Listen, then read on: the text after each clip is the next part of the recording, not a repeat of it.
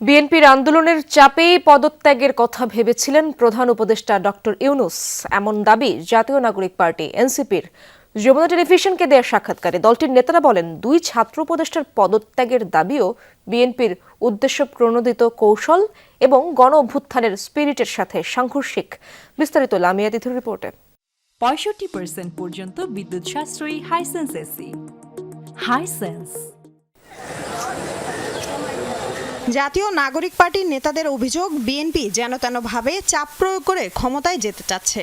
প্রধান উপদেষ্টার ঘাড়ে চড়ে এমন কাজ হবে তিনি এটা মানতে পারছেন না। আমরা অবশ্যই এটা মনে করি যে বিএনপির পক্ষ থেকে এটি সরকারকে একটি চাপ দেয়া, দ্রুত যেন নির্বাচনটা হয়। যমুনার সামনে চলে আসবে, যমুনাকে ব্লকেট করে রাখবে। আমরা মনে করি এটা অবশ্যই এই চেষ্টাটা কখনো ভালো চেষ্টা না। ভাবে একটা নির্বাচন করে তারা ক্ষমতা যেতে চাচ্ছে।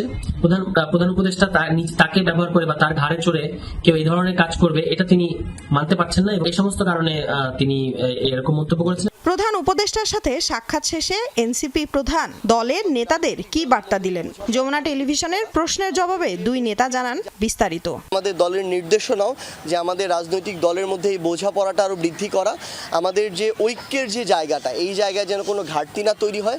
জাতীয় যে এজেন্ডাগুলো, সংস্কারের মধ্য দিয়ে একটা গণতান্ত্রিক রাষ্ট্র করা, একটা গণতান্ত্রিক সংবিধান করা এবং তার মধ্যে দিয়ে একটা সুষ্ঠু নির্বাচন করে একটা গণতান্ত্রিক রাষ্ট্রের অধীনে একটা সরকারকে নিয়ে আসা, এই কাজগুলো খুব গুরুত্বপূর্ণ। এদিকে দুই উপদেষ্টার পদত্যাগ বিএনপির উদ্দেশ্যপ্রণোদিত কৌশল, আর তা অভ্যুত্থানের স্পিরিটের সাথে সাংঘর্ষিক বলে মন্তব্য করেন এনসিপি নেতারা। দুইজন যে উপদেষ্টা অর্থাৎ আসিফ মাহমুদ এবং মাহফুজ আলম, তাদের যে পদত্যাগ চাওয়াটা আমরা জাস্ট আমাদের জায়গা থেকে মনে করি যে এটা একদম অনেকটাই উদ্দেশ্যপ্রণোদিত। আসলে এখানে উদ্দেশ্যপ্রণোদিত হওয়া ছাড়া অন্য কোনো কারণই নেই। ছাত্র উপদেষ্টা যারা গণ অভ্যুত্থানের প্রতিনিধি হিসেবে এই সরকারে আছেন, তাদের পদত্যাগের মতো কোনো বাস্তবতা নাই, বরং এটা যদি হয় তাহলে এই সরকারটা একটা 1-11 সরকার হয়ে যাবে।